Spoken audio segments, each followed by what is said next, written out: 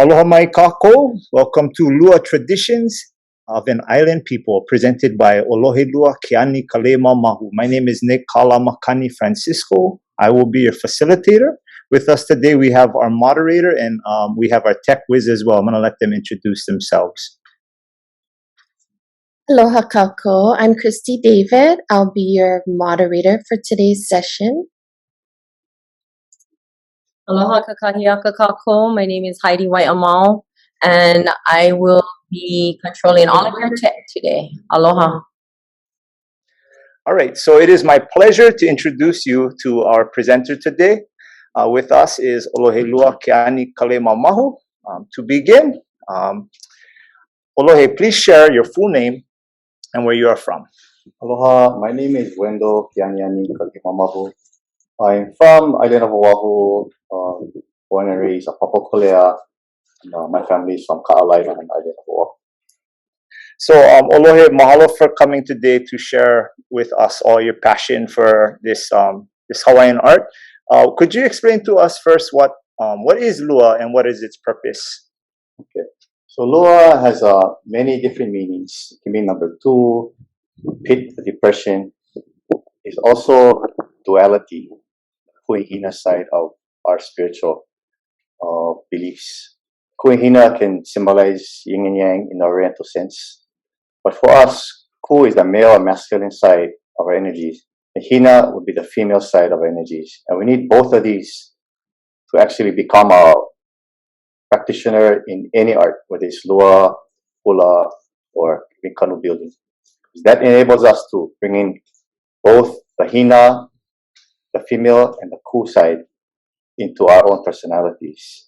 Too much Ku, you can become abusive, very mean. Too much Hina, become a doormat for somebody. So a warrior needs to have a balance between Ku and Hina to actually perform on the battlefield, even to perform during his life, his trials. Mahalo, ʻŌlohe.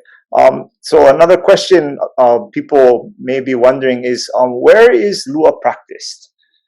Lua is practiced in a halau or a pālua. In its enclosure, usually surrounded by trees or surrounded high in the mountains by just the environment itself. There is no actual people around the area. The training is contained in the pa itself.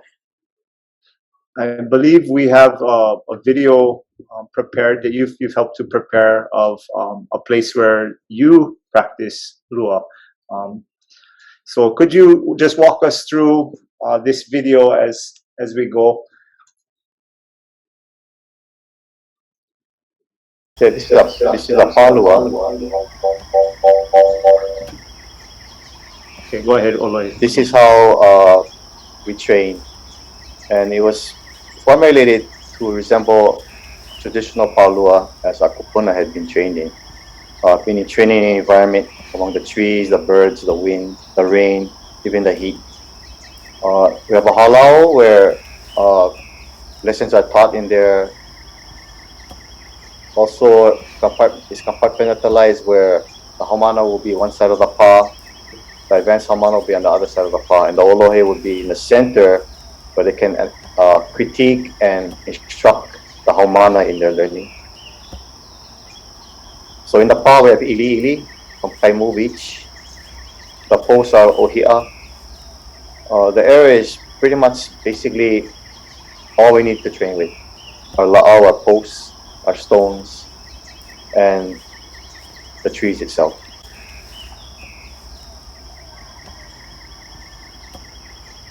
Training is done at night, so people cannot view the training as it was done in the old days.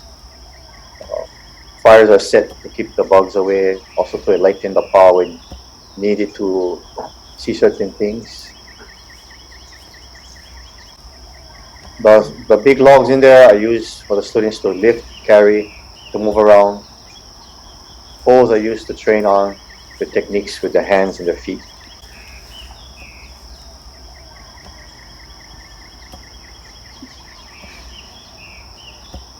That is our koahu. It's another view of our pa Lua.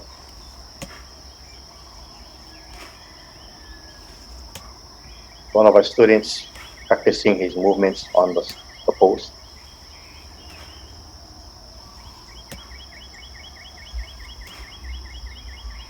Traditional training was done in attire of malo, just girdled up, pu'ali, tucked in battle. Otherwise, we train in black shirts.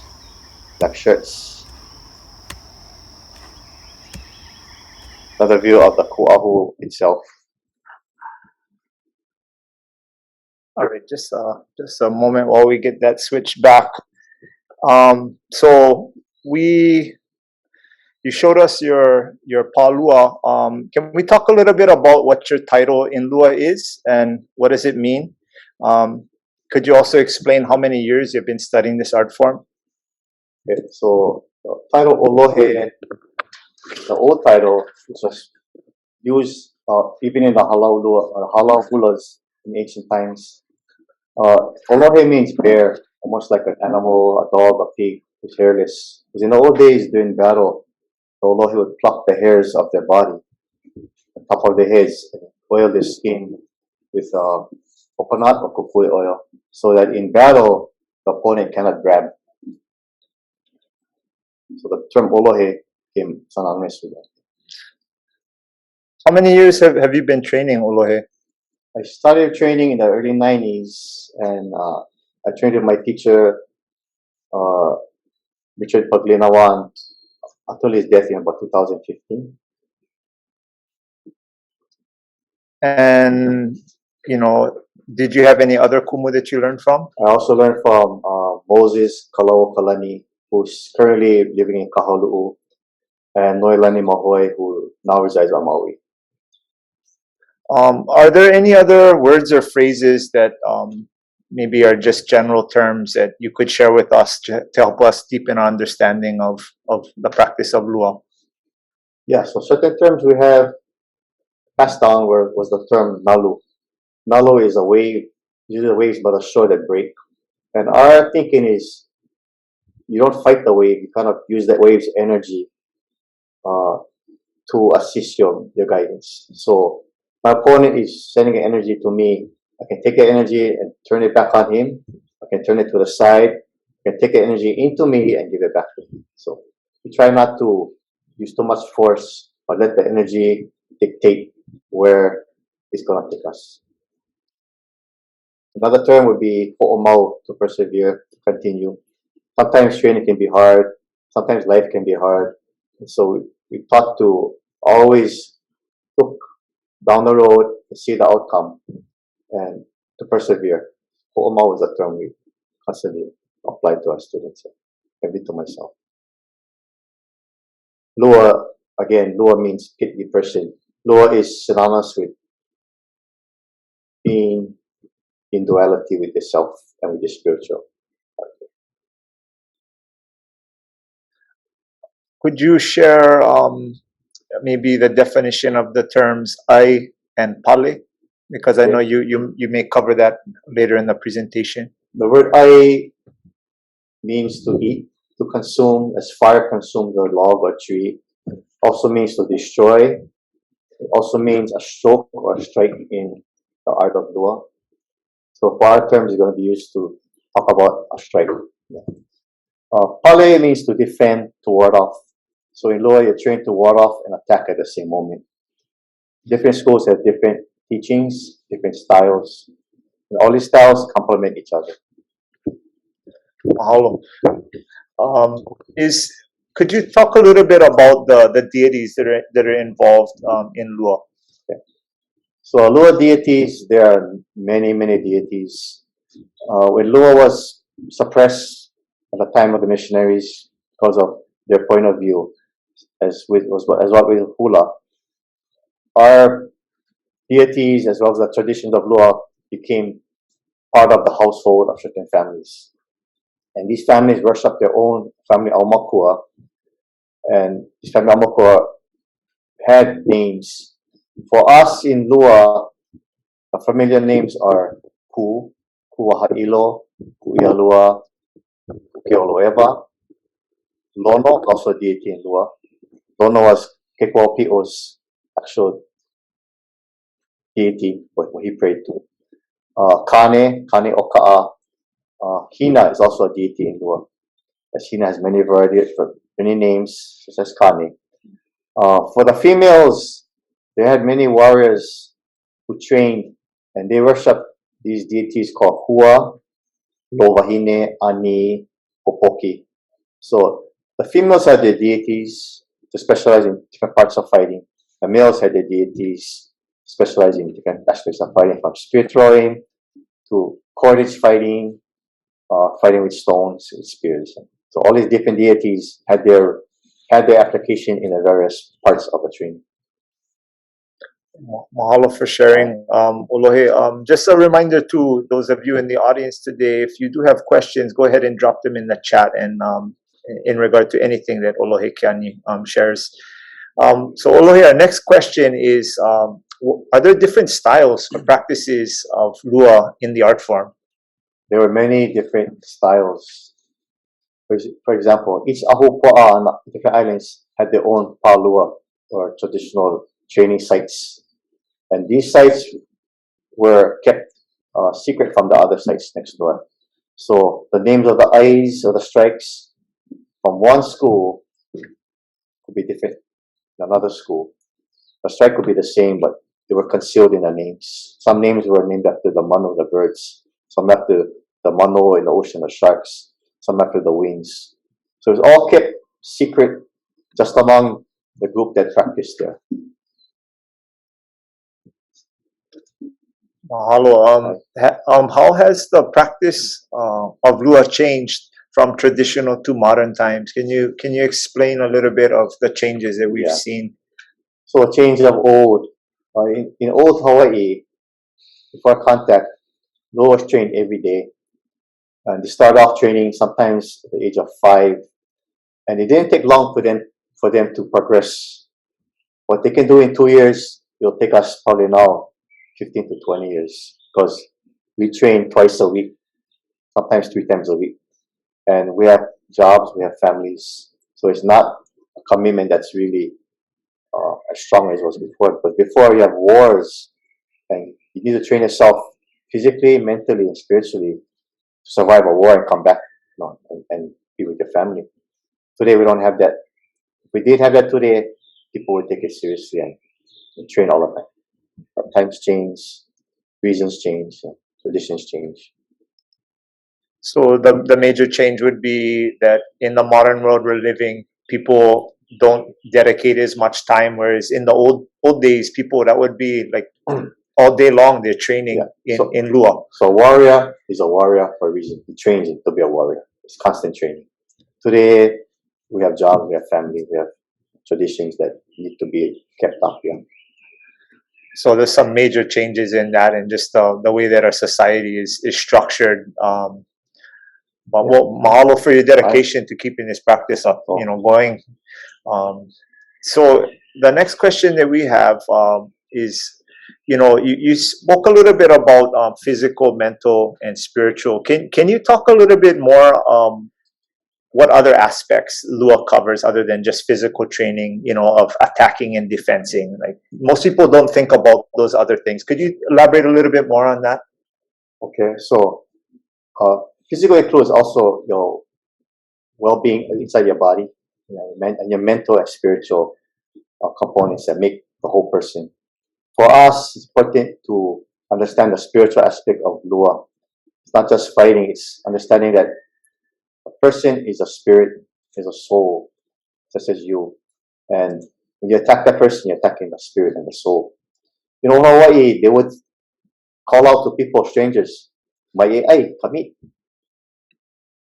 And they didn't know the person, but Hawaiians, they feed the spirit of the person, not the physical body. So if they're looking at the person, could have been a relative of mine, a past life. So I want to make sure that I don't offend the spirit. So in Lua, you look at the opponent or a friend as a spirit who has life, who has energy, who is actually a good person. In the physical realm, we have a lot of things that make us who we are today. Being raised a certain way, our environment, our peer pressure. So we become that which we live in. Physically, we need to take care of our bodies. So you can actually bend down, tie your shoes, watch what you eat so you can live a long time, so your brain functions well. Also, with the spiritual, physical, and mental abilities, it makes the whole warrior complete. So it sounds like, you know, when we think about Lua, most people think about just the physical, maybe, you know, that's the martial arts sense, but there's a lot more that goes into it, the mental and the spiritual side.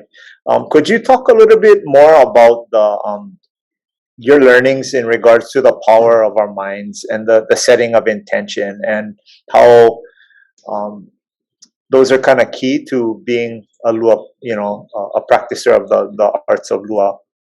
Okay. So this applies to everybody, not only a Lua person, but anybody who has studied the art for many years. As you first study art, you look at the art as, I want to fight, I want to get better. But as you get more deep into any art, look at what makes the art itself, what makes you your person. And so you start looking at people before you, the Kūpuna before you, and those that carried on and were great examples. So for me, spirituality is important because you are a spirit, the person is a spirit, we all have spirits, and you want to be kindly to the spirit.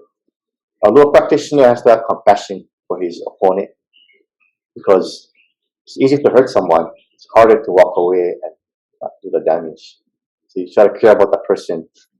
The person might not realize he's a good soul, but you have to realize that the person has a soul, and the soul is actually a very good soul. So you want to make sure you nurture it instead of hurting. It's important to understand that you try to take care of your opponent, you try to take care of them in battle, not to damage them as much as you need to, just enough to let them see what's coming and what's ahead for their future. You know, we all need to live together and grow, especially for our race. You know. So it's really about having control of your mind when you come to a certain level of knowing your abilities, and that, you know, you don't necessarily need to use all the full force. You know, I heard you speak earlier about that concept of nalu, or riding the wave. So, you know, as an ʻŌlohe, you if somebody were to put you in a situation where they were attacking you, you from your perspective, you would want to use the minimal amount of force to walk away. Yeah, so first I would walk away. I had to walk away, because it's no use putting yourself in a predicament. You don't have to. And next thing, if it touches you, then maybe there's enough force to control a person, calm them down, and settle it. It gets to avoid it, outrage attack. That means your kuihina is off. You have too much ku. You're not thinking straight in what you need to do. You always have to be thinking ahead. Fighters always think ahead. They plan ahead 3 or 4 steps. They can see what's happening before it happens. That's a good practitioner in any art. We dance hula, you're a navigator. You have to see ahead and use those spiritual guidance that come from looking at nature and your environment to realize, looking at everything at once. Makavalu, everything in front of you and then behind you. So you can analyze and assess what's going on. Could you share a little bit more about kind of from your trainings and beliefs, how you view and approach challenges, whether it is physical or mental? You know, what have you learned from your studies in Lua? The basic foundation of controlling your spirit, body, mental thinking in any art is to breathe. And breathing enables you to slow yourself down, to understand the mental capacity of what you trained in, to also slow your heart rate down and to relax. With that done, all the functions of the spiritual, physical, and mental thinking come into one unit. That one unit now can analyze, assess, and actually see everything at once. For example, if you're in an ocean and the canoe capsizes and you start panicking because there's nobody around, you're going to end up drowning, because the training you had on the water for 30 years just went out the window because you don't think about that. You just calm yourself down, relax, and the situation, you figure out the problem, and slowly get to shore. Same way in a battle. In a battle, you're looking at everything in front of you, the wind direction, the smells, who's in front of the other person. You take in consideration what your path is to get through that. So without that breathing, your mind just collapses and it just forgets everything. Even though you've been training for 50 years, you just break down and shut down. So breathing is important. And to learn breathing, you have to do it consciously. Breathe, take a step, inhale, take a step, exhale. It has to be a conscious effort until it becomes automatic. Once it's automatic, your training takes over from there. Just hearing you say that makes me a little bit more conscious about my breathing right now, and yeah, I hope all of us who are here are taking that deep hanu in and just focus on that process. Well, what a great reminder. It sounds like that through any challenge, if we just focus on hanu, on our breath and breathing, that we will then remain calm and not overreact and be able to find a more peaceful solution. Yeah, because breathing brings in your soul, spirit, your physical being. When your body functions, like your heart, your blood pressure, bring it down where it's controllable. And it all works together to make you who you are. Mahalo for sharing that. Anything else you wanted to add on that? So how do we, I guess my next question is back to the spirituality side, ʻŌlohe. So how do you look for spiritual guidance? Okay.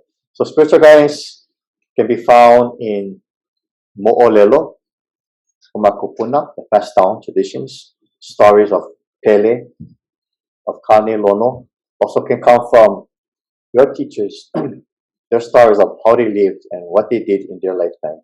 And then you go back into yourself.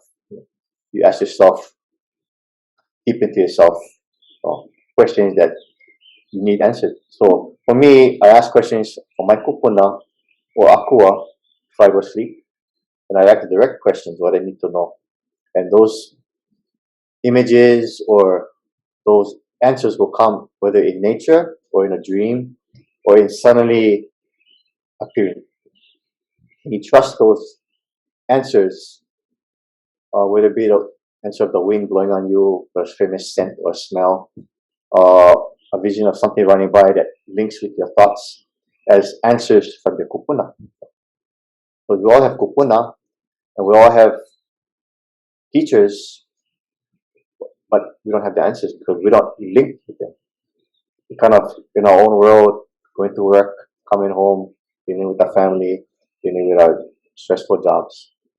We need to be out in nature for one thing, experience the environment, experience the surf, the wind, and then understand that they talk to you. They communicate those answers that you need. Mahalo for that reminder, ʻŌlohe, to get outside, connect with Aina, and study our mo'olelos, and I keep coming back to that sense of calm that I get from you. Some people who know you in the community, when they look at you, you are a pretty well-built, intimidating person, but when you get to know you, you're a very, very kind, very gentle man, and I just always appreciate that you're always sharing about peace and well-being and love, and mahalo for all you do in our community and for sharing today. We're gonna be transitioning from this portion to a little bit more of the hands-on component, and the hands-on, for those of you at home, is ʻŌlohe Keani is gonna be sharing some simple exercises that we can do to strengthen both our body, but also our minds, and focus on that our breathing. So before we get into these videos, and mahalo to our tech team for getting that all set up, what training tools were and are used to physically develop our bodies when in the art of Lua? Okay, so in Old Hawaii, Our Kūpuna used what they had, resources, pōhaku, stones, trees, the branches from trees, logs carved out, ko'oko or canes, and many different types of weapons. But to train the body, usually use the environment you're in, so like the ocean water, sand, carrying stones, in certain ways, lifting up certain logs and branches and lāʻau to work certain muscles. Certain muscles you need to enhance, just to protect yourself from a hit or to even do a hit. So it sounds like our Kūpuna really used whatever they had around, which, you know, that use what get mentality. You use whatever you get to strengthen your body, and they use pōhaku, stones and lāʻau, trees and sticks and branches. I'm sure all of indigenous cultures use the same thing, but whatever they had, the resources. All right, so we're going to be sharing our next video, and this one is called Ku'au O'olea, which, what would you translate that to be? It's a rigid arm, the forearm. So it's meant to develop the forearm muscles so they fire quickly, and you learn how to react instantly. And also to take the pressure off of a hit is coming, also even to block. Right, and we're going to be sharing that video now as we're watching. Can you explain a little bit about, for those of us at home, what we want to be thinking about when we're doing this? Okay, so you want to be focusing on your breathing. This is more important because there's pain involved. There's so many repetitions, and the idea is to have the student focus on his breathing, so the pain is not noticeable. And to do that, you have to trick the mind to thinking of and focusing on something else beside the pain that's going on in the body. So the object is to keep the wrists straight and use only the forearm to lift the lāʻau. And the intent is to do it very slowly, as high as you can go, and come down and not hit the ground. Control the height of the pole before it's the top of the grass, and then you pull it back up. This exercise develops the forearm muscles so they fire quicker and they actually respond to a movement very fast. Also develops the wrist and finger power in the warrior.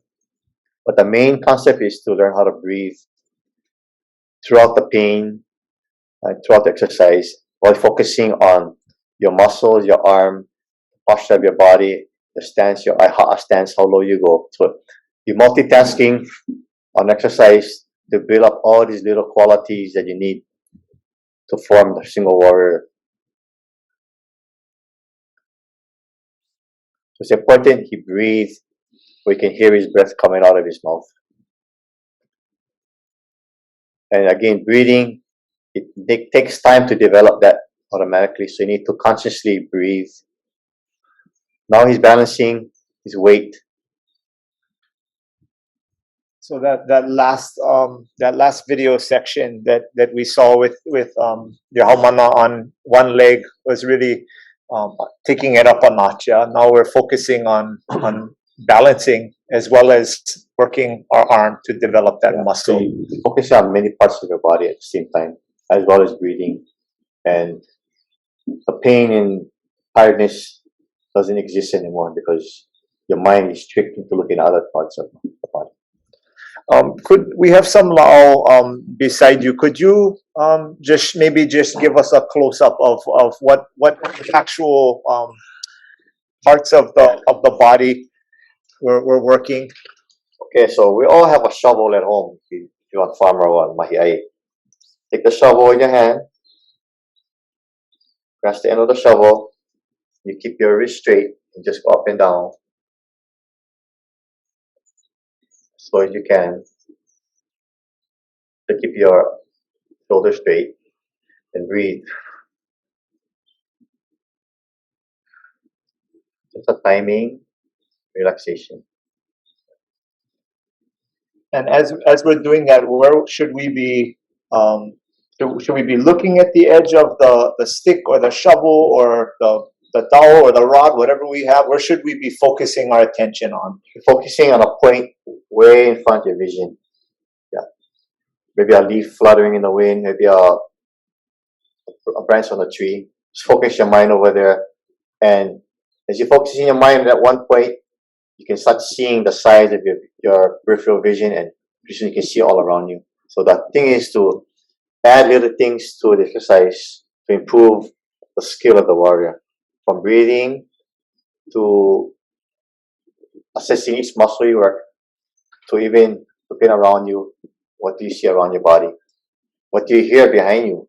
What do you hear in front of you, above you? So in focusing on all of those external things around us, we might not be focusing so much on the pain that we're feeling, or maybe the stress that we have, maybe something's not going well in life. Sounds like a great exercise to strengthen our mind. Yeah, so purpose is to learn how to trick the mind, and eventually the mind will react instantly when you need it to. It's just a learning process, a step in getting there. Well, mahalo for sharing that, ʻŌlohe. We have another question. What life lessons or guiding principles could all people learn from the way of a Lua practitioner? Okay, so Lua is the art of bone breaking, causing internal damage to the organs, to the kidney, the liver, also to cause damage to the outside of the body, even to the mental thinking of the person. With all that knowledge, the benefit is to just train ourselves and become humble, know that we can take care of ourselves and our families in a time of need, also that we can take care of also our opponent. He might not realize the state of his life that he's causing harm or aware of it, so our task is to help him grow and help ourselves grow. We all make mistakes, we all fall down, I do the same thing, but the path is still there, and get back on the path in the trail and fulfill your dreams and goals.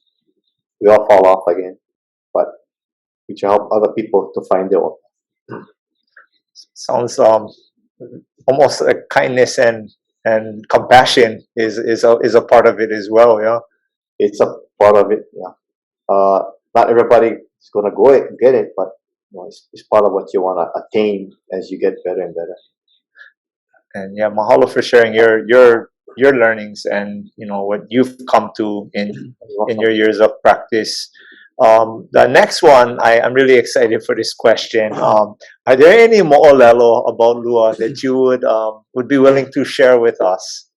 Okay, so much mo'olelo. I was trying to think of what I would say up here, and I have a story that was told to me by a lady called Kavehi, who's from Kona, and her dad has shared this to her.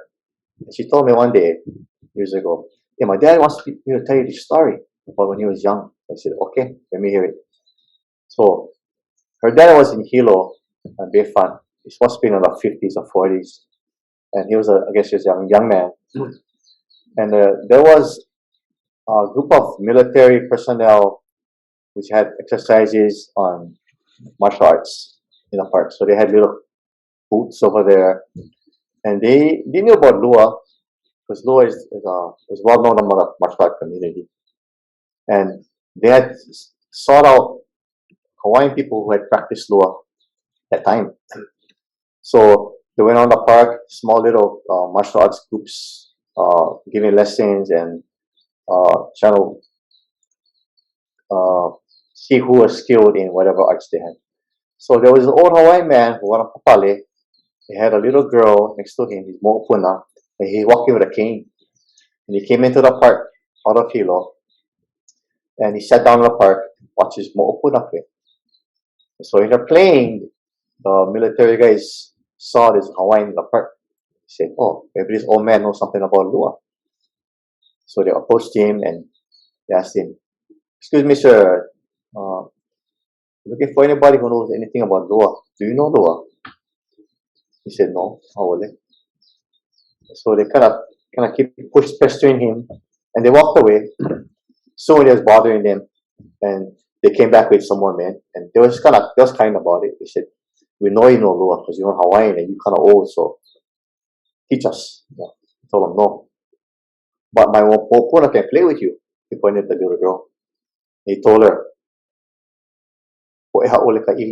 "Don't hurt their skin, don't hurt them." And she went up there, and he told her, "Don't hurt them." And so they thought he was joking with them. And one of the men said, "Okay, what do we do?" He said, "Touch her, peg her." He said, "Okay." He tried to reach out for her. She moved. He fell down. And so his body started to laugh at him. He got kind of irritated. So he tried to touch her again. Again, he fell down. And so other guys started coming around for the part. There's a big circle over there. And pretty soon, many guys started to touch her. And eventually they started getting upset because they couldn't put her down. And they formed a ring around her. And he said he watched this little girl and she was having fun playing with them. And eventually they got more mad and started trying to hit her, push her and hit her down because they were getting laughed at. So he said she waved her finger in the air, and soon the guys started to fall down and they curled up in a ball. They were locked down, they couldn't move. And soon there were like about 12 to 15 guys curled up in a ball laying on the ground, and they weren't moving, they weren't even rolling over. And the man told the girl, "Labano," and then they went up. They started walking out of the park. And he said, "You remember the girl walking out?" And then he told her something. She bent down and she turned around and she went at least with her hand. And soon he said the people started to roll around on the ground and started to recover their strength and they stood up. And that's what the story that he wanted to pass on to me. This was the actual story that he saw when he was a young boy. Of this little girl. And according to Kaitikavehi, she might have been maybe 5 to 7 years old. So, but I'm sure her tutu was one Lua practitioner, and he had trained her this way. For me, I've seen this happen with a girl in one of the families that the father knew something, and he taught her how to do this, but the husband was abusive to her. So every time he would get upset with her, he would hit her. So he taught her how to do that, to control him, and she would wave his hand and he would fall down. So I saw that with my eyes. But it's just things that happen, moving energy around and controlling energy. It's an amazing story. Yeah. Like mahalo for sharing that. Yeah. Do you have mahalo for sharing that? I really appreciate it. I know those of us listening at home or at work or wherever you are, really appreciate it as well. So mahalo. Could you share one more?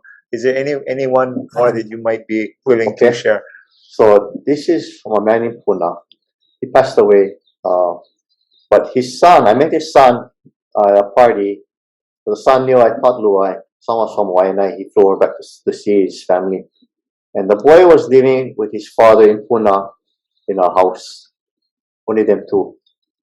And they were going to plan their trip to Ka'u to gather opihi on the old trail. And he told me, my dad and I went to get opihi. We walked the trail from Puna to Ka'u. And on the trail, there was this Hawaiian man coming from Ka'u on the same trail. He wore a black malo. He started getting closer. My dad just told me to stay behind him.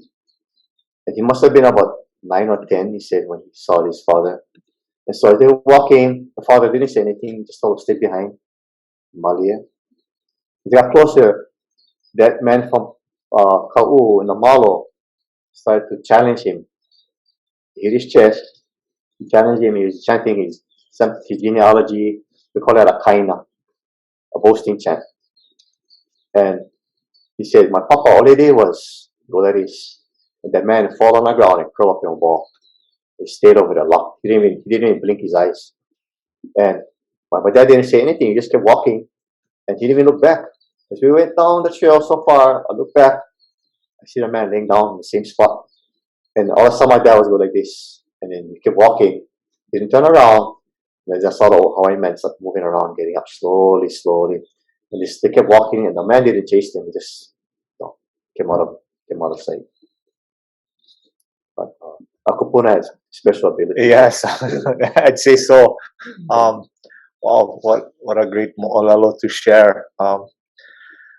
My next question would be related to the term Lua. And I remember and when we were talking earlier before this presentation, you mentioned something about that term Lua, and that it has something to do with the second strike. Could you talk a little bit about that, and what it meant, in regards to attacking another person, or So Lua is, again, to have perseverance and to have control, self-control. The test is never to strike first. That's one of the rules in Lua. And there's many accounts of in history and mo'olelo of warriors facing each other off in a stare down that lasted for sometimes an hour, till one of them just broke and just gave in. So the reason is you don't attack first, because you put yourself at a risk of lunging and getting out of your balance mode. The opponent, who's also a master, is waiting for you to do that. Waits for the right opportunity. He sees everything with his eyes, so he's calm. And you're not calm. Since you're not breathing, you're not calm, you're not making mistakes. And that leads to you being put down. So it's always been said, Lua is a second strike, not the first. And it proves that if you break that urge to move, it means you're not focusing on your breathing, you're not in line with your spirit or physical being, and so your knowledge is gone. So really, like if you attack first, there's a good chance in Lua, if your opponent is skilled, you're gonna get boss up or die, because and it's usually one hit finish. So that's some life lessons right there. Yeah, everybody, don't react. Okay, just focus on the breathing. Mahalo for sharing that, ʻŌlohe. And one more question. How do people come to get involved in Lua or join a pā? Or what does that process look like? There are many pās on the islands.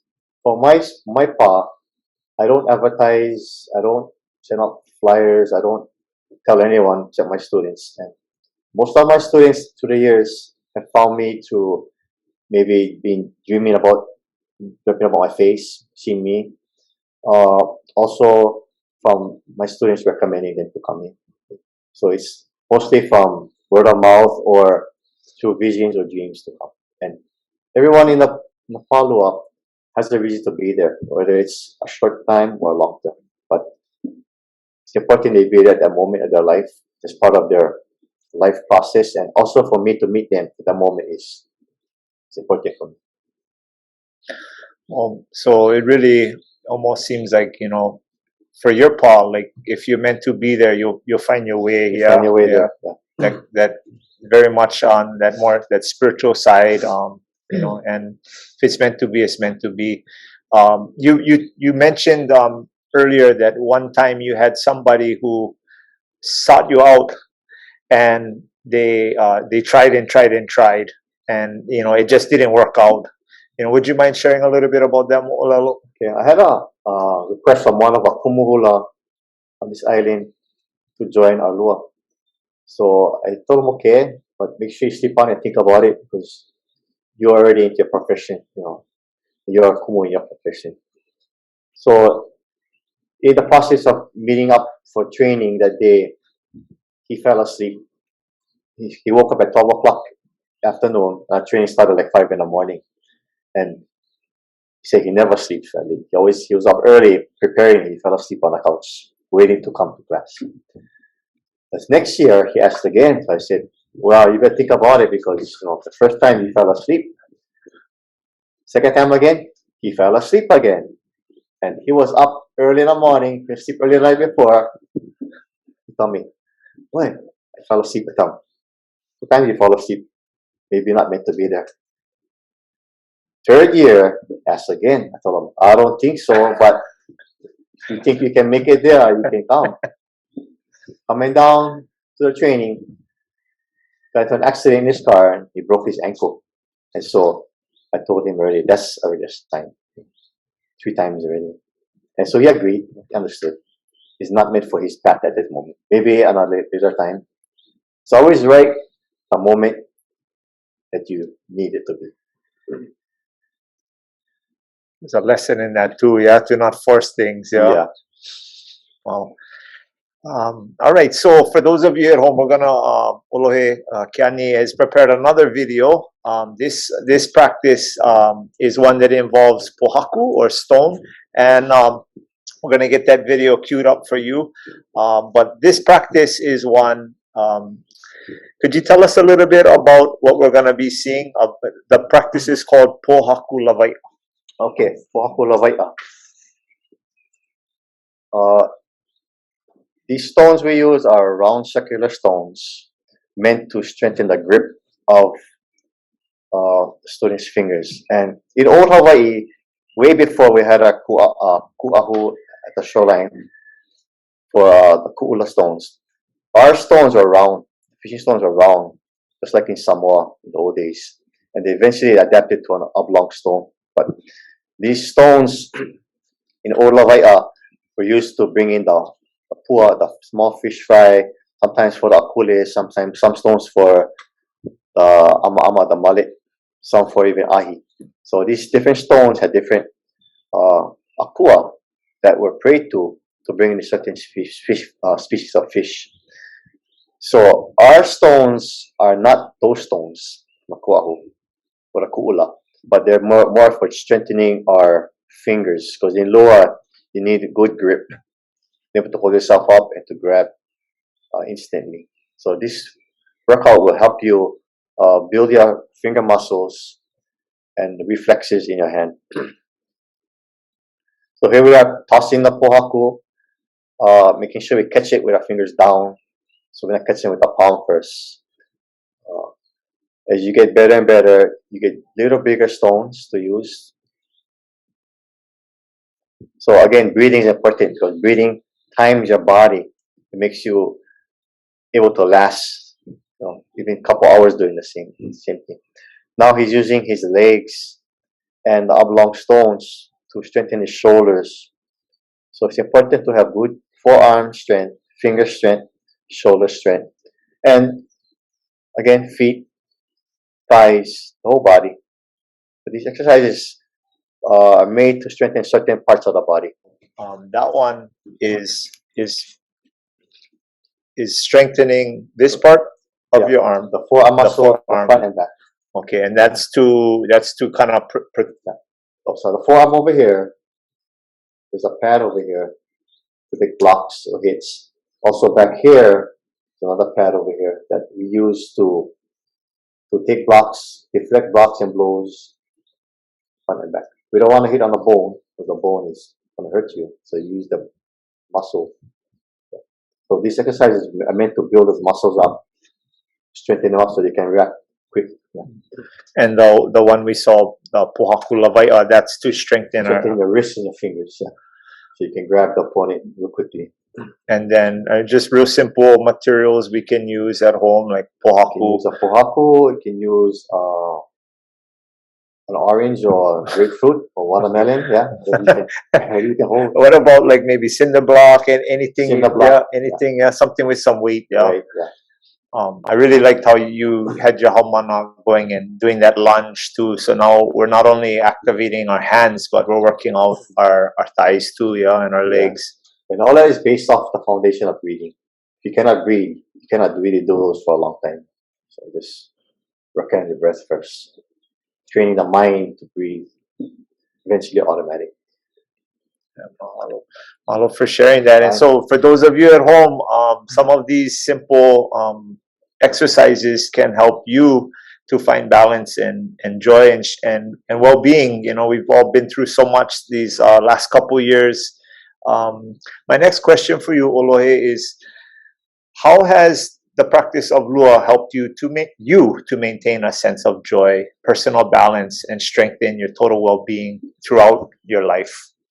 Okay, so I was always into eating healthy and running and exercising since I was a young kid, and I noticed that it helped me to avoid a lot of the issues that you receive when you get into your later years. So we try to have our students follow a general diet, limiting the sugars by not drinking sodas or juices, but drinking water, eating healthy, try not to eating canned food, but mostly fresh food if you can. And sometimes you cannot, but you try and do the best you can.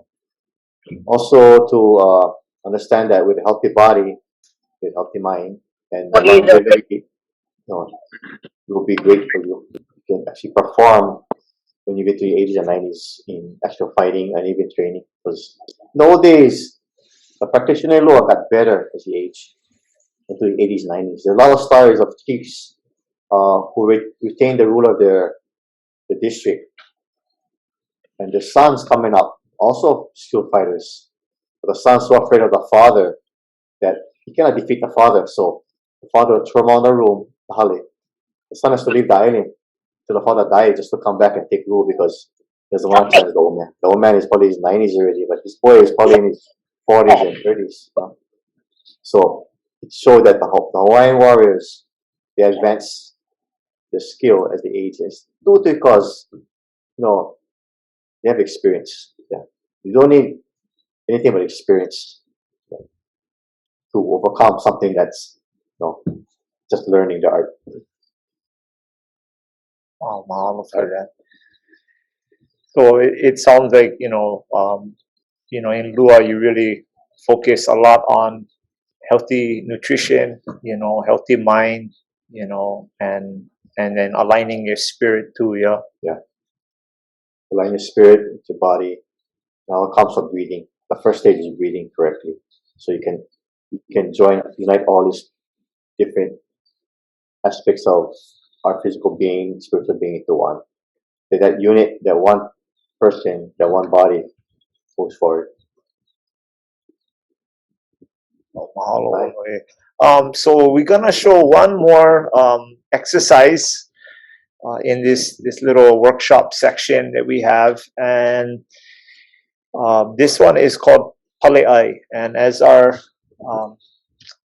tech guru gets that up, can you tell us a little bit about how we can maybe adapt this exercise if we don't have an ohi'a lehua, log in our backyard? What are some ways we can adapt this to wherever we are?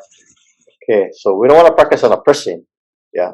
So we want to practice maybe on the wall of the house or a coconut tree or a tree in your yard. And you're practicing just techniques of blocking with that muscle that we talked about, the forearm, at the top of the forearm, absorbing impact from there.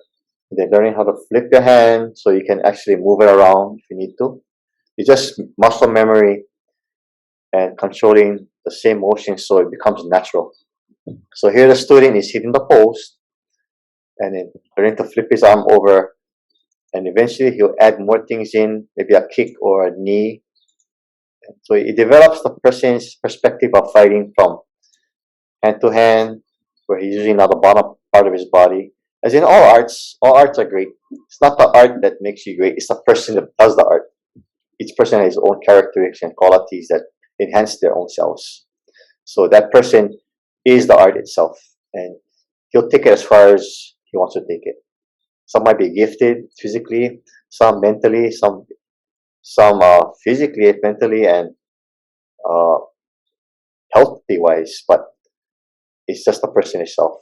Desire to eat right, take time to think about his actions, study his muscle movements. So we're now going to add in a little part of our lower body, so he can develop a pattern of attack. So basically in Lua, you learn how to fight, how to attack with your body, and eventually you learn how not to fight. It's basically building your body up so you get the ability to understand what violence is, self-protection is, how to hurt people. And then as you progress in Lua, those things become real subtle and real gentle. That's where the hina comes in. The ku is basically the ability to attack and cause damage. The hina is doing it in a softer, more gentler way, controlling your energy, forcing your energy now into that part of the person or that that law, instead of forcing your power into there, you're forcing energy into there. So it's a big shift from what you think about when you think about warfare or fighting. You know, you think about the evolution of what you're saying from just developing these skills to defend to now coming to a point where it almost sounds like the goal is to use the minimal amount of energy. Yeah, that's the goal. Yeah.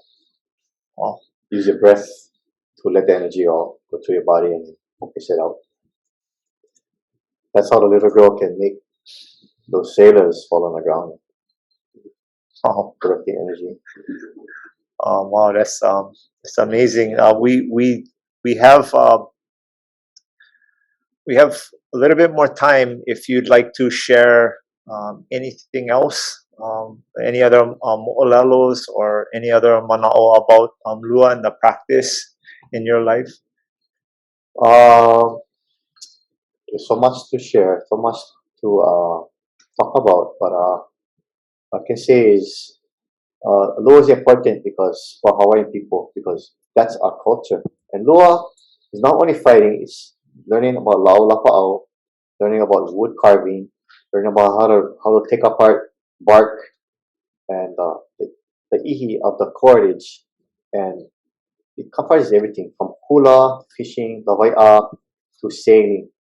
And that was once part of all of our different arts. So hula practitioners knew Lua in old days. They also knew how to lāʻau. But today, because a lot of the knowledge has been taken away, we practice our only art. Hula is hula. Lua is Lua. Kanu sailing is kanu sailing. But reality, all the part of the cultural arts are itself one.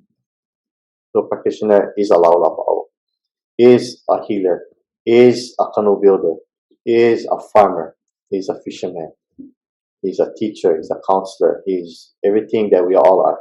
It's just part of who our people are. Mahalo for sharing that. The interconnectedness of all of the cultural arts, you know, and that in doing one thing you learn the basics and how connected everything else is. Mahalo for sharing that. I guess I wanted to I think we can open it up to some questions. I know there is some in the chat here. I am going to read one to you, and I'm not sure who this one is from. Kalamai, if you asked this, but and I don't know your name, but our moderator put this question for us to share out. Yeah, so Sherry, the first one? Sherry. Okay, so is it appropriate for Lua to be used for an individual to heal from drastic trauma? If so, how? And how does one learn to balance the inner ku and hina? So it's very possible to heal from drastic trauma, even from far away. So from this island to another island, it can be done. Because we all are energy. And learning how to call upon your Kūpuna and using that force that's in nature, the currents, the ʻŌlohe that surround us, from the universe to the sun to the moon, can be brought into us. Energy can be sent out by a touch or through distance. Yeah. It's the same. It can be right here or it can be 100 miles away. That's focusing first, breathing. Then learning to contact your inner self when you're sleeping. You know, talk about who I am. Who are you before you were this person? You know, what was my life before? What talents do I have? Some possess talents for playing great music. Some possess talents for farming, mahi'ai. Some possess talents for lua, or even navigating canoe. They all have skill that being passed down to your past lives to what you are today. So enhance those skills. What is your skill? Know your skill, what you're good at, what you love to do. And then from there on, you talk to your Kūpuna, you talk to Akua. You ask questions when you're sleeping. How can I get the information? How can I heal this part of my body? The body is a living organ. Talk to the body. Talk to your arm yourself. Talk to your arm. Inside there's something going on in there. It could be something from the past, something when you were young that's causing the issue in here. So all these things can be done by everyone. Nobody's a kahuna. It's just they know how to harness that energy. That's what makes a kahuna. The skill that relating to that. Some are born with the gift, some have to work harder for it, but we all have the ability. That goes back to that earlier question about the power of your mind. Yeah, so what you're saying is we can use our minds and our hanu, our breath, to focus and heal ourselves, to mend bones, to mend the past hurt that we carry, to let it go. Yes, because we train not to do that. We train to live in a Western world, look at things from a Western point of view. But we were indigenous people before they came over. We had these gifts, we had these talents. Just that they kind of suspended in us for a while until we can emerge with them and regrow them. It's not too late for anyone. The ways of a peaceful warrior with ʻŌlohe Keani Kaleimamahu. I love it. Mahalo for sharing that. We get another question from, mahalo to our moderator and tech guru for putting the names in. So Maka has a question, and let's see here. Maka asks, can you share about the duality of the art of bone breaking and healing of bones, the art of causing pain or death, and lāʻau / mourning and coping? Okay, so that's a lot of questions in that one question. That is a lot, but okay. you can handle. Breaking a bone is pretty simple if you know how to break the bone, how the body joints work. Healing the bone can be done by prayer, can be done by energy work. So lāʻau kahea is one example. Lāʻau kahea is using your voice, also sometimes with lāʻau, to bring healing to the bone. Let me tell you a story. The story was told to me by another man I met when he was in his elderly years. I don't know where he went, but I met him on a conference in Kona. But when he was a boy, he used to follow this man from Hawaii who was a Lua practitioner. And he would gather herbs with this old man. And this man had contacts on Ni'ihau. So he would cross Kauai, gather lāʻau medicine, also pack canned goods and deliver supplies to the people in Kauai that lived in Ni'ihau. And he would follow this man for many years, up and down the mountains after school. So when he got a little older, the man told him, I have a gift for you. I want to teach you my art. It's passed down from my grandfather, his grandfather, for 3,000 years. And this man was well known on Kauai, and he was well feared, but didn't hurt anyone. He was just short and stocky. His passion was to heal people. And so as the boy got older, the man asked him 3 times, told him no, because my family says Lua is dangerous and is for robbers and people who ʻŌlohe. And that's how he was taught. And I said no, but I accept your words. So the boy moved to the mainland to go to school, a baseball scholarship. He came back, he saw the Hawaiian man still doing the same thing he did for the last 20 years. And he told him, I can still teach you. You want to learn? He said, no, I live in the mainland now. So he went back to the mainland. He had a son, and the son came back with him. The son was 7, and the old man was still alive, still traveling the mountain trails. He was already in his 90s. And he asked, the old man asked the young boy, I can still train the son now, not you. You're old already. The son has his gifts that I see in him that you have too. He said, oh no, my son is leaving us on the mainland. We just came to visit, but I'm glad you're okay. So anyway, we're back to the mainland with the boy. He came back 5 years later, trying to find the old man. The old man wasn't around. Nobody knew where he went. They heard he had passed. They didn't know where his body was. But when I talked to him in his 80s, he told me, I regret not taking a man up on his offer, because I saw now and I know now what he can do. And this man, who was the boy at that time, became a teacher in Bruce Lee's Jeet Kune Do martial arts. So he owned 3 schools, but he was gifted in fighting. And the old man, Hawaiian man, I told him, you have the gift of Hipapa Lua, so it's my family. And nobody in my family had that gift. So he couldn't teach it, but that boy had the gift. And he said, your son had that gift too. But he always told me, I never forget that old man asked me like 5 times, and I denied everything. And I wish today I had taken up his offer, because I became a great fighter in the mainland in that art, but I wanted to know my own. So that was what he told me when I saw him the first time, only time. Oh, mahalo for that, ʻŌlohe. I keep thinking about an ʻōlelo no ʻeau that has been one that's guided my life, as well as the working of creating this summit. And it's oi ka'aka'a nā maka, and that means while the eyes are still open. Yeah, that old man, you know, he didn't know that ʻōlelo no ʻeau to learn and listen while the eyes are still open, because when the kupuna's eyes close, we lose all those tricks. Yeah, Right. we lose the we lose that ike, and it may be lost forever. So yeah, mahalo for your work for all these years to listen, to learn, and to practice, and to share. Yeah, mahalo for keeping this tradition in the way that you've learned it alive. We have another question in the chat. What kind of gifts have you personally recognized from your haumana, spiritually or physically, etc.? Okay, so every one of them have a gift. They have a talent that I see. Some are good at woodworking, some are good at lāʻau, some are good at planting. When they plant something, it'll grow in an amazing amount of time, this tall, you know. But they don't know they have those gifts. You know.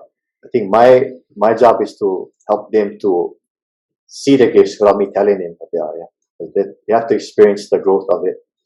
But some also have the gift of foresight. Some have the gift of healing, especially with the voice. You talk with the voice, the calmness that comes out. So everyone has a gift, and the job is for you to find out what your gift is. And the reason is that's a path in life. You came with this gift on this earth to enhance it. And what you enjoy doing is your gift.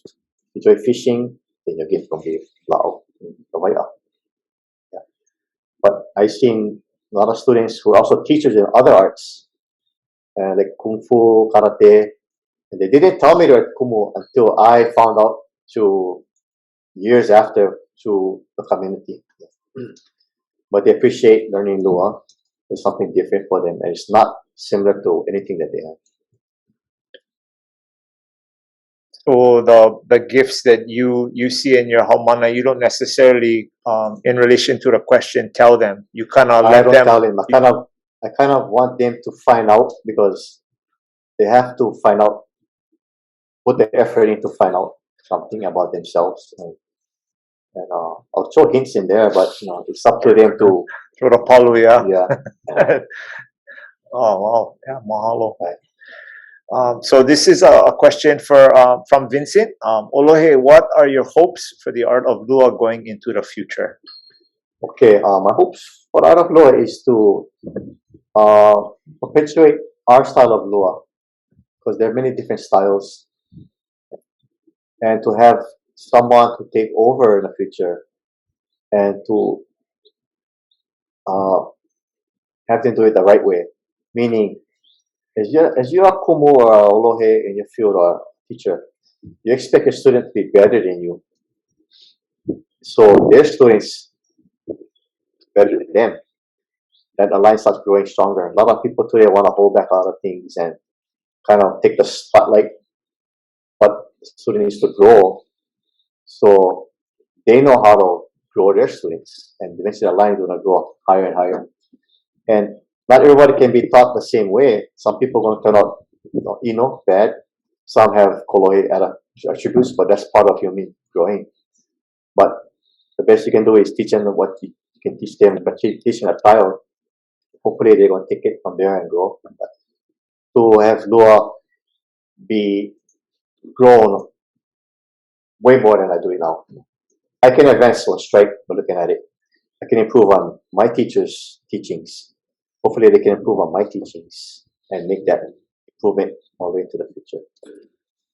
So the goal is to progress and perpetuate the art, while keeping the same foundations and that the same core, but to evolve and continue to progress. Yeah, and you might find one student of 1,000 for to get through, but it's worth that one student a lifetime. Yeah? If the student can carry on the tradition and find somebody else to carry on, and that student will touch 1,000 people.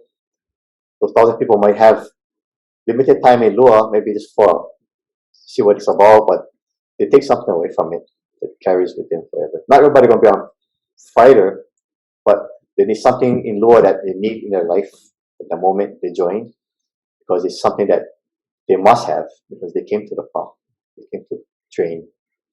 And I noticed through the years, every student that I had in Lua had Lua in their past life. Also had family members who did the art. Yeah, so it's something that is in their DNA, I guess. They still yearn to have. Mahalo. That's a lot to think about. Yeah, mahalo for that, ʻŌlohe. I did see in the chat one thing from our first question about the drastic trauma from Sherry. Sherry wanted to let you know that the boy that she was, the person with the trauma is a boy. He's 7 years old, and she says mahalo nui ʻŌlohe. And you know, I just hearing that name 7, that number 7, and you've mentioned it a few times, makes me wonder if that message was meant for her too. Yeah. So another way you can do it is to get a group of people together, call it kumuhana, is have them pray at the same moment, 12 o'clock. The intent going to that person. And what the person's illness is, with a broken left arm, wrist, or whatever, the intent of each individual at that moment is focusing on that one specific part of the body. And that's going to work. That's going to help that person out, boy, a lot. Because one person alone can do it, but you have 100 doing it, that's a lot better. The energy is multiplied 1,000 times. So we call it kukulu kumahana. It's the pooling of all the prayers and intent. Basically, it's intent. Intent, you got to see it with your mind, you got to smell it, you got to believe it, you got to taste it, and it's becoming real. Yeah. Your mind, you're making that positive change manifested. Yeah. Yeah, and you have to feel it. You have to be there, man. Smell it, feel it, and absorb it to make it come real. All right, so okay, we got a few more questions. Okay, for Sherry, From Sherry. Okay, from Sherry. Okay, mahalo Sherry for the questions. No, appreciate it. Thank you so much. And mahalo ʻŌlohe for your time and for being willing to freely share the ike that you have. So again, from Sherry, how many Lua instructors are you aware of that are left, and what moku are they located? I know through my generation, there may be 9 that I know personally. And if they had student ʻŌlohe from them, I don't know them, but I'm sure they had ʻŌlohe come out already. So I would say 9 at least. Oahu, Maui, over here. Maybe the most gonna have 12. All right. And have you uniki'd or pukat out a haumana into becoming an ʻŌlohe? I pukat out Mamane Wong years ago. He was a student for about 20 years, but because of life courses, he's taking a break from teaching. But so he's the first student and the only student that I actually took out. He had that dedication. Yeah. And not every student will meet your expectations, because you cannot hold anybody back that long. But they have to prove that they can know their subject, know their art. Yeah. Yeah, that's not just a term that you just give to anybody, even if they just keep coming to class. It's something you need to earn, right? This is about dedication. Yeah, but on the internet, you can bound for two years. You can go on 2 years on pets for those of you at home, for those of you at home, at the end of this session, you will not be a certified practitioner in Lua, nor will you become an ʻŌlohe. So just so everybody knows out there, it takes countless hours. So in viewing this session, you are not a certified Lua practitioner. Okay, so that is not our intention here. That's a little disclaimer. Hours, countless hours. Yeah. There's another question. So does one need to be invited to learn Lua? Some schools you need to be, some they don't take anybody. Depends on interested in Lua. For myself, I don't invite. You find me, and I encourage you to look at your culture, whether it's Lua, hula, navigation, lāʻau. If the drive pulls you there, take it, because that's part of what you need to experience on this path in your life. And you have to love it to stay in it. If you don't love it, it's going to be painful, like anything. Can you remind us again how many years you've been practicing? I started in 2015 up to now. Wait, no. So when you first learned about Lua and started joined. Oh, first of all, I was young boy, because my grandfather's father then was all practitioner, but they didn't teach me anything. They didn't pass it down. Not that I know of, not to me. They did some things before when I was young, but it was playing with the kids. They would levitate cups and bowls and do things for the kids, but they were already, these people were older, my Kūpuna then, yeah. So you knew about this in your ohana, Yeah. so hence that talking about being guided by our Kūpuna ancestors. But when did you actually begin learning? When did your journey to actually begin training? Oh, when I was 2015, like 1995. 1995. Yeah. Okay, and could you share that mo'olelo with us, because we do have some time. So okay. I know you said that's a long one, but I would love for you to share that. Okay, so I was familiar with Lua because our family practitioners for hundreds of years. Our family, immediate family, never learned it. Just stories of them. But I actually was driving to Nanakuli one day, and some people kept pulling my car to the right. So I went to check them over, got in my car again. Something telling me, take a right turn up to Nanakuli School. And pulling the parking lot, I sat in the parking lot, saw these Hawaiians sitting under the tree by the open gym door. I walked up over there, looked at everybody, said aloha. I walked inside there was one man opening the louvers in the gym. So I walked up to him and I told him, you need help? He said, oh yeah, come help me. So I don't know, I just came up here because somehow I took a right turn and it ended up in the gym. So he said, my name is Nikeke, giving a lecture over here about Hawaiian traditions and more. I said, oh, very interesting. So I helped him open up and he said, come back next week. So I said, why? Just come back next week. So I said, okay, come back next week. And that's where my journey started with him. And he was raised in Waiwai, my father, and so they grew up together in Waiwai, and as playmates. And I didn't know that till later on. That was which ʻŌlohe was this? Likeke. ʻŌlohe Likeke, Paglinoan. Yeah, Paglinoan. And so he actually knew your dad. They grew up together in the same area. Oh wow! Wow. So too small, yeah, Hawaii. So you literally were guided there. I was guided there, but my car kept pulling over there, and then pull on the side, check the tires, keep going, keep pulling. I said, maybe take the right turn and go up the road. And when up the road, I was going straight. And so I got up the gym, and then that's how things go. Also, perfect example of how, sometimes things are laid out for us. Yeah. Yeah, and I don't like to invite people because it's up to them if they want to come here. It's up to them to have that feeling to be there. If I invite them, then they're obligated to come, and so I just let it go. Oh, mahalo.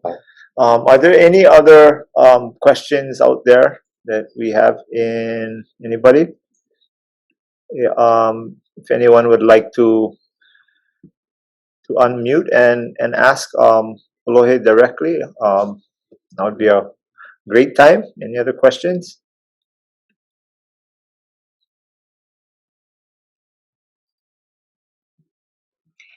ʻŌlohe, o ka nailani kia. Right. Kaleikini. Well, then I'm going to ask you one more question, ʻŌlohe, and that is, what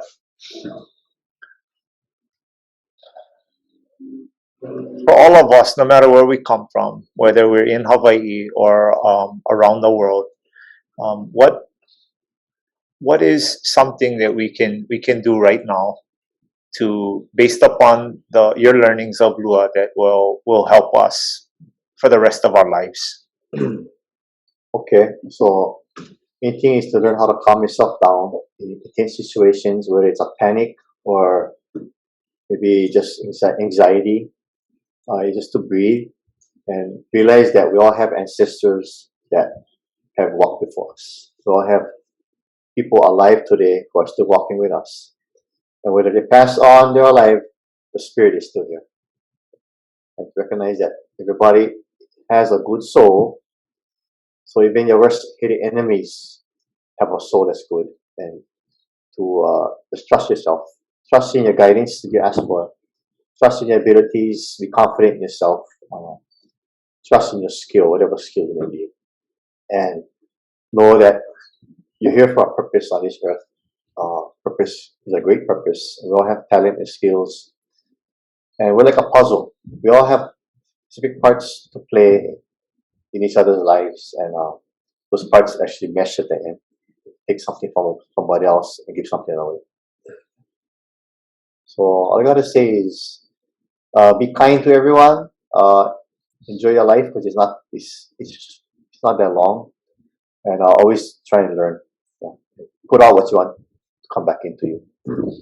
Oh, mahalo for that, ʻŌlohe. And yeah, just regardless of where we're from, that reminder that we have ancestors who are with us and who are guiding us, and we need only ask, and set that intention and seek out, and we learn what we need to, as long as we're open to it.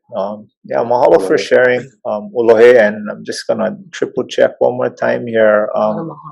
Yeah, there's a ridiculous amount of mahalos in the chat. There's no question. People are like, no question, just mahalo, mahalo, mahalo, and mahalo to everybody who's joined us today for coming.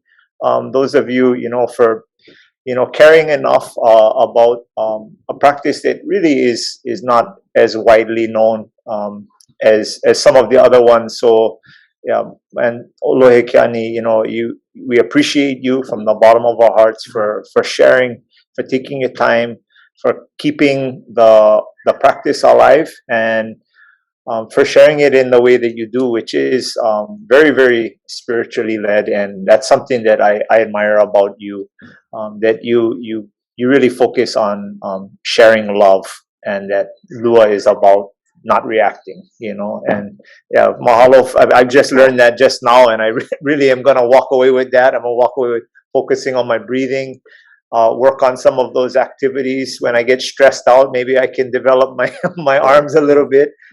Yeah. Say mahalo to everyone watching. It took a hard time for me to get here, because he knows I really talk about anything, especially myself or Lua. But appreciate you all coming and learning what you can from me and from our host. Okay, mahalo. Yeah, mahalo. And so to wrap this up, this is some housekeeping things. We are going to be having Heidi drop some things in the chat. Okay, so again, mahalo to ʻŌlohe Lua Keani Kaleimamahu for sharing his ike. We wanted to mahalo everyone out there for joining us.